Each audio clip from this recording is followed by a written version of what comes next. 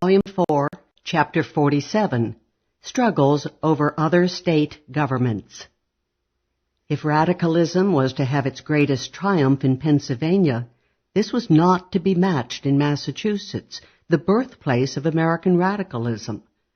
As we have seen, Massachusetts had taken a considerable turn rightward after the Revolutionary War began. For one thing, it could, for a while, fall back on its old charter, rather than having to precipitate a bitter internal struggle to dislodge a Britain-oriented assembly, as happened in Pennsylvania.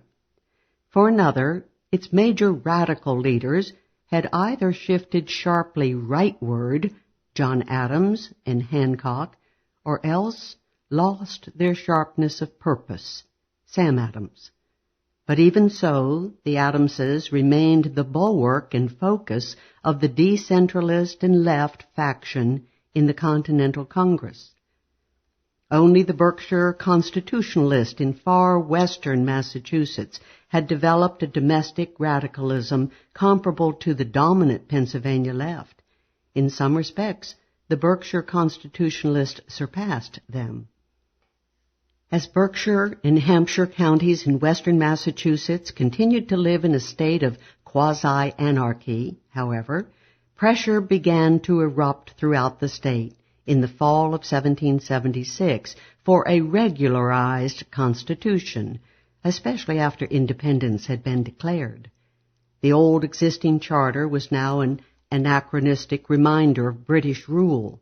Massachusetts radicalism began to emerge again as Concord, Boston, and numerous Worcester towns joined to urge a constitutional convention unmistakably separate from the regular legislature. Many towns also pioneered in another vital democratic innovation, the right of the people themselves to vote in a referendum on any constitution that the legislature or a special convention might adopt. The Massachusetts General Court, however, backed by the majority of the towns, turned down a move to allow the people to elect a constitutional convention and formed itself into a convention to write a constitution for the new state. In the considerable newspaper discussion in the summer of 1777 regarding the form that the new constitution should take, two different points of view were taken by Cletus and by Faithful Friend. On the left, Cletus urged a government that is easy, simple, and cheap, and thus elective in all branches, having a unicameral legislature and based on universal manhood suffrage. He attacked the conservative tendency to reintroduce the British political system without Great Britain. We debase ourselves in reintroducing the worst parts of British rule. The plain question is, are we fighting and lavishing our blood and treasure to establish the freest and best government on earth, or are we about to set up a formidable court interest? The origin and essence of government is in the people.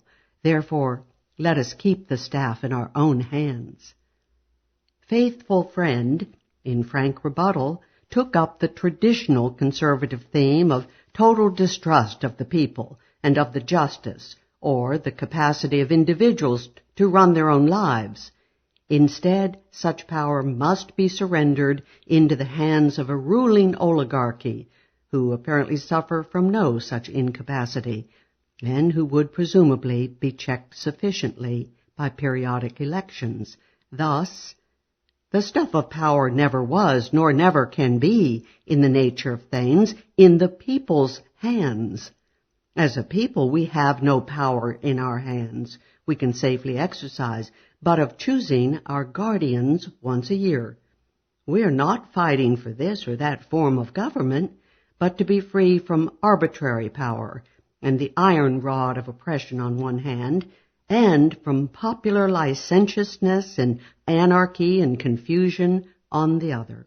The Constitution reported by the General Court in the spring of 1778, after a sharp struggle, was shaped by such conservatives as Robert Treat Paine, Thomas Cushing, and John Adams.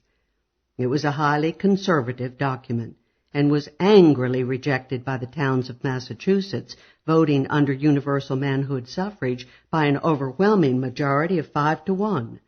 Boston rejected the Constitution by a similar majority. The towns of Lexington, Concord, and Beverly demanded a special constitutional convention, and Lexington, Westminster, Brookline, Lenox, and other towns made it clear that they would reject any constitution that did not have a Bill of Rights. The town of Mendon in Worcester County in the interior of the state was typical in its libertarian objections to the Constitution. It attacked the heavy property qualification for voting for governor or upper house, the veto power of the small upper house over the lower, the absolute power of the governor to command the militia, and the continuation of the congregational establishment in the state. The nearby town of Sutton also attacked the absence of provisions against legislative corruption and the absence of any provision for abolishing slavery. Sutton also urged a popular referendum voting on all legislation and extending the vote to Negroes. As might be expected, the most radically libertarian rebuffs to the proposed Constitution of 1778 came from Berkshire and Hampshire counties. Thus, the town meeting of Greenwich, Hampshire, rejected the Constitution because it replaced popular rule by oligarchy. It entirely divests the good people of this state of many of the privileges which God and nature has given them, and which has been so much contended for, and gives away that power to a few individuals which ought forever to remain with the people inviolate. Specifically, Greenwich denounced the powers of the governor and the upper house and called for a unicameral, annually elected assembly, the election of the civil and military officers by the people, and the annual election of all judges and officers of each town and county by the voters of the respective areas. When the Constitution of 1778 was thus overwhelmingly rejected, the conservatives were content to peg along on the old charter. But the Berkshire Constitutionalists persisted in refusing to recognize this regime and in keeping the county courts closed until a constitution should be established. They even threatened to secede from Massachusetts. When the General Court tried to reopen the Berkshire courts itself in the spring of 1779, a determined crowd prevented the judges from holding court, successfully defying the state of Massachusetts. Thus, by 1779, conservatives and radicals in Massachusetts were still locked in an inconclusive struggle. Neither had yet triumphed, and a state constitution had not yet been adopted. The radical principles of the Pennsylvania Constitution proved to be far more influential in Vermont, a state precariously and uniquely emerging in rebellion against conservative New York, one of the United States of America.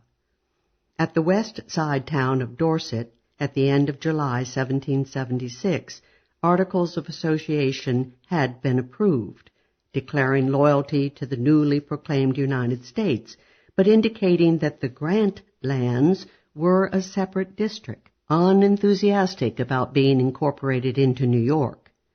The articles were approved by the separate Grant towns east and west of the Green Mountains, and the New York State Convention resumed New York's old harassment of the Grant settlers, insisting on rent payments to the New York land grantees.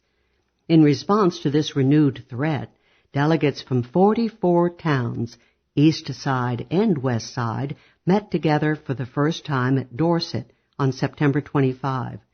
They boldly declared the Grants a separate district and abolished any New York laws still in effect, and organized a militia under this Grant Land Convention.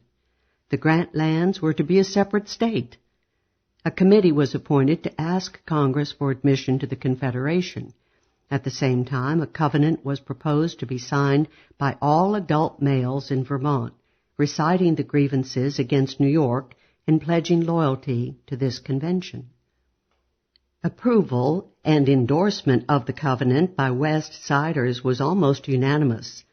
On the East Side, a majority of the citizens had approved. Hence, another meeting of the Vermont Convention in mid-January 1777 proclaimed the Grant Lands a new and separate state, named New Connecticut.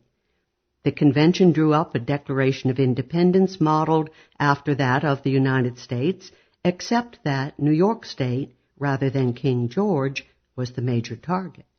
It also proclaimed the vital principle that unorganized territories be permitted to form their own governments. Protest against independence emerged from the leaders of the longtime pro-New York towns in the southeast corner of New Connecticut. But even Brattleboro, at the center of the protest, found that its pro-New York Committee of Safety could not muster a quorum and was falling into disuse, and that pro-independence insurgents had seized the town jail and forced the New York-appointed sheriff to resign. New York further alienated Vermonters by reconfirming all royal land grants in its new state constitution. At this point, Dr. Thomas Young, one of the authors of the Pennsylvania Constitution, began to bombard the grateful New Connecticut leaders with letters and suggestions for a constitution. In particular, he sent them as a model a copy of the Pennsylvania Constitution. He even persuaded them to change the name of the new state to Vermont in commemoration of the Green Mountains. In the summer of 1777, undaunted by Congress's refusal to recognize its independence, Vermont adopted a constitution modeled after that of Pennsylvania. As might be expected from this highly democratic and individualistic state, lacking the incubus of a landed or financial oligarchy, the Constitution was far more radical than even its model. It included two great milestones. In its Bill of Rights was contained the outright abolition of slavery, the first such state action, as well as the abolition of all adult bondage, including indentured service. The other breakthrough was the establishment of universal manhood suffrage, another first. On the other hand, the most illiberal feature of the Vermont Constitution was its insistence on a Protestant test oath for holding public office. Boldly but precariously, Vermont, not recognized or admitted by Congress, was now an independent republic. Menaced by Burgoyne's army and by New York's covetousness, little Vermont soon was rent from within. The turbulent East Side towns were split into 5 brawling factions: the Vermont group, loyal to the new state; the York party of the extreme southeast, agitating for acquisition by New York; the New Hampshire party, encouraged by New Hampshire President Metshek Weir; a pro-Massachusetts group headed by Charles Phelps of Marlborough; and the imaginative College party, which owed ideological allegiance to Dartmouth's college radicals John Wheelock and Bezaleel Woodward. The Dartmouth group urged a split of eastern Vermont and western New Hampshire from their respective states, and their union into a new state centering on the upper Connecticut River. Actually, this was quite a sensible plan, as East Side Vermont had geographically more in common with western New Hampshire than it had with West Side Vermont.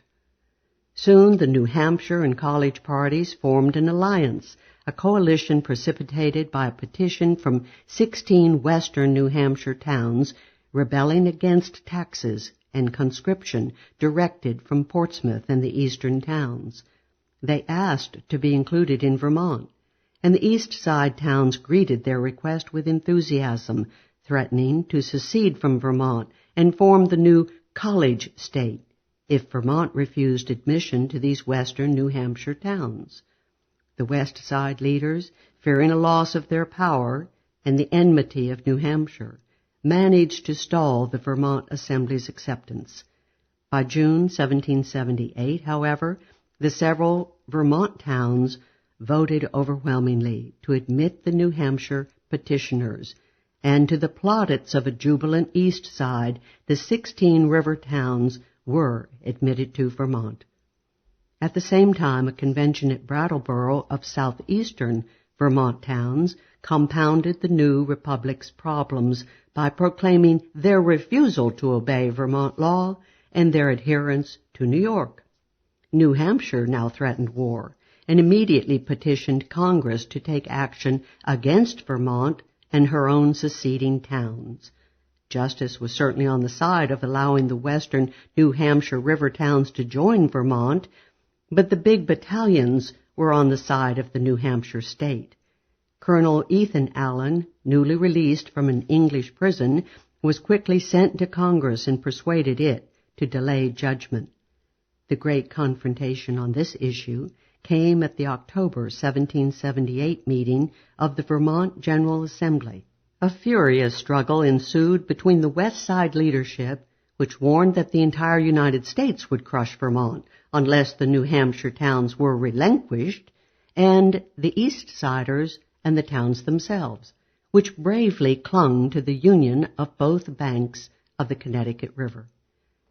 The West Siders won at the last minute, ejecting the river towns from Vermont, at which the great bulk of the East Siders walked out and threatened secession to form the College State.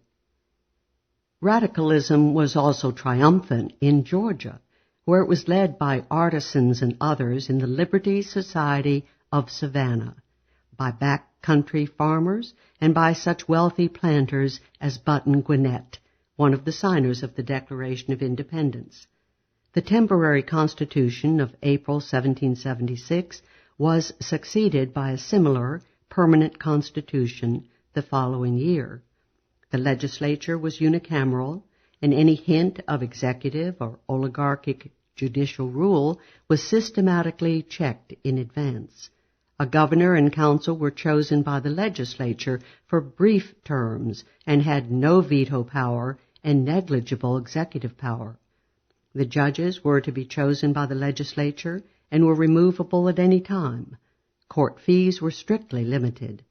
An important libertarian and democratic feature of the Georgia Constitution was the elevation of the powers of juries. Special jurors were to be judges of law as well as of fact, and were to exercise judicial review on interpreting the Constitution. In this way, judicial oligarchies would be kept strictly subordinate to the cross-section of the people embodied in the juries. Entail and primogeniture, those hallmarks of feudalism, were abolished, and nearly all local officials were to be elected by the local communities themselves. Here was a radical constitution to rank with Pennsylvania and Vermont. A conservative element was the restoration of a property qualification for voting amounting to a valuation of £10, with higher qualifications for representatives. With respect to religion, voting was limited to Protestants. The Anglican Church was disestablished, and clergymen were barred from being members of the legislature. Voting was established by secret ballot, and legislative representation was to be by population. No longer would Savannah and the coast be allowed to dominate the back country. During the winter of 1776-77, the conservative South Carolina legislature, apparently eager to scotch Georgian radicalism, proposed a merger between the two states, but the Georgians angrily refused.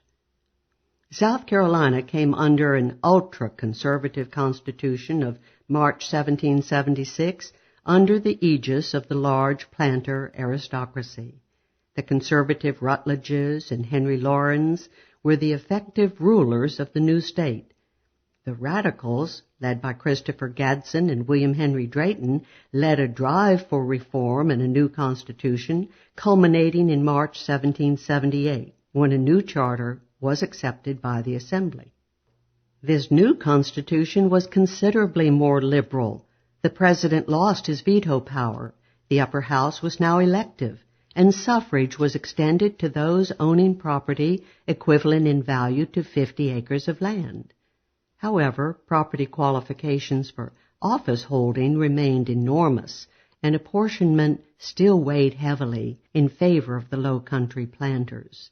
In an important liberal step, the Anglican Church was disestablished, and all sects declared equal before the law.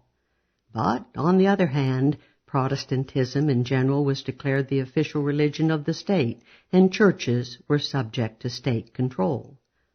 The ultra-conservative President John Rutledge tried to veto the new Constitution, but he was forced to retire from his post. The Radicals were unexpectedly deprived of political victory when Gadsden abandoned the Radical camp in exchange for the vice presidency, and later the lieutenant governorship of the state, allowing Rutledge to return in late 1778 to be the first governor under the new Constitution. Gadsden's split with his mass base became apparent when he extended the deadline for taking the mass test oath of loyalty to the American cause. The radical mechanics of Charleston had zealously been imposing the oath and causing the departure of many Tories into English territory. The radical mechanics rioted against him in early June 1778, and from then on, the spokesmen for radicalism were the leaders of the June riot, Dr. John Budd, the lawyer Henry Perrineau, and the lawyer and merchant Joshua Ward. In North Carolina, a furious struggle in April 1776 between radicals and conservatives over a constitution had resulted in deadlock. The elections of October were fought furiously, and riots abounded in the back country. The best-known leaders of the state, such as Gabriel Johnston and William Hooper, were firmly in the conservative camp. John Adams' ultra-conservative Thoughts on Government was widely circulated in the state and became the handbook of the conservative cause. Hooper attacked democracy and called for the near perfection of the British Constitution, under which the selected few could rule. Hooper was livid about the Pennsylvania Constitution and the danger of a similar document emerging in North Carolina. Typical expressions of radical sentiment were the instructions to the convention delegates by Mecklenburg and Orange counties, widely separated back country districts. The Mecklenburg instructions were written by John M. Alexander and Waitstill Avery, drafters of the seminal Mecklenburg Resolves of 1775. The Orange instructions were drafted by Thomas Burke. These instructions made clear that supreme power belongs to the people, and that any representatives have only strictly subordinate and inferior power. Mecklenburg asked its representatives to be as democratic and anti-aristocratic as possible. The radical program favored separation of powers, but not the Adamsian separation of creating agencies unaccountable to the electorate. The radical means were such devices as the abolition of plural office holding, frequent elections, unicameralism or popular election of any upper house, local election of county officials, and so forth. In short, the checks and separations were to be exercised by the people themselves, not by a newly created autarchic organ of government. Other prominent radical leaders were Thomas Person, a wealthy landowner and former regulator leader of Granville County in the interior, John Penn, also of Granville County, and Willie Jones of Halifax County, one of the wealthiest men in the state. On the other hand, Willie's brother, Allen, also a wealthy landowner, was one of the leaders of the right wing. The newly elected Provincial Congress of North Carolina finally passed a constitution on December 18, 1776, that embodied a compromise between right and left forces. The legislature was to be bicameral, but both houses and the governor were to be elected by the people. The executive, furthermore, had little power. County court judges were to be elected by the people of the counties themselves. All taxpayers could vote for the assembly, and all householders paid poll taxes. Qualifications for the Senate were a bit more restrictive, 50-acre freeholders, but not substantially so. Plural office holding was abolished, ensuring a democratic separation of power, and entails and imprisonment for debt were abolished. And even though only Protestants could hold public office, the Anglican Church was disestablished and no other put in its place. On the other hand, property qualifications for becoming representatives or senators were substantial and quite large for the office of governor. Representation continued to discriminate against populous towns and counties, that is, largely against the Piedmont, in favor of the tidewater areas. Justices of the peace, the keystone of despotic local oligarchies in the South, continued to be appointed by the governor and were exempt from the laws against plural office holding. Also appointed by the state were local sheriffs, coroners, and constables, so the local courthouse rings continued in business. The radicals, headed by Willie Jones in person, soon proved able, for the most part, to control the new North Carolina legislature, and Thomas Person continually urged lower taxes and a lower salary for the governor. The tightly knit Maryland oligarchy passed a highly conservative state constitution in November 1776, but with some concessions to the radicals in the western part of the state. The high property qualifications were made very slightly lower than before. Property requirements for the top office holders were, of course, much higher than that. The Anglican Church was disestablished, although room was left for a general tax for support of all Protestant sects. Other liberal provisions were strong prohibitions against plural office holding by members of the legislature, election of sheriffs by the people of the counties themselves, rotation in office, and an end to poll taxes. A new and extremely conservative way of selecting the Senate, however, was instigated by Charles Carroll of Carrollton. The members were to be chosen for 5-year terms by an elected electoral college who would choose 15 senators from among themselves. Interim vacancies would be filled by the Senate itself. Thus the Senate was to be virtually unchecked by popular control. This reactionary measure drew the later praise of such presumably moderate conservatives as Jefferson and Madison, as well as from such ultra-conservatives as Alexander Hamilton. It influenced the U.S. Constitution in the indirect election of senators, and perhaps in the Presidential Electoral College as well.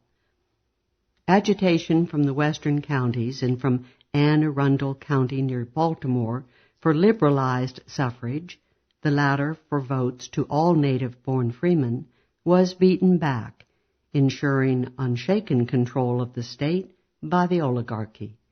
Moves for local election of militia officers by their men and for local elections of justices of the peace and county clerks were also defeated. Neighboring Delaware also came under the control of the conservative forces, although its constitution, passed in September 1776, was moderately conservative and undistinctive. Independence advocate Caesar Rodney, the man who saved the day for Delaware's vote on independence, was defeated as delegate to the Constitutional Convention, at which the lead was taken by the opponent of independence, George Read. The Constitution established a powerful council as upper house with the right to veto legislation. A privy council was to be elected by the legislature to advise the similarly elected president of the state. A Christian test oath was required of all legislators, but any religious establishment was forbidden, and clergymen were barred from civil office. The further importation of slaves was also forbidden. The most distinctive feature of Delaware's Constitution was its formulation by a special constitutional convention, separate from the ordinary legislature. Delaware was the first state to adopt this procedure of making constitutions. In New Hampshire, the Radicals, predominant in the western towns, objected bitterly to the conservative temporary constitution of early 1776 and agitated for a new constitution. The abolition of property qualifications and of the upper house veto, and provision for fair, proportionate representation, lower taxation, and a Bill of Rights were some of their demands. We have seen that these western towns decided to secede and join Vermont, only to be finally rebuffed. Radical polity in New Hampshire was seen in the unique provision of election of delegates to the Continental Congress by the voters themselves rather than by the legislature. Finally, in 1778, a convention was called and a constitution proposed the following year. But the provision that 3/4 of the voters had to ratify the new constitution ensured its defeat.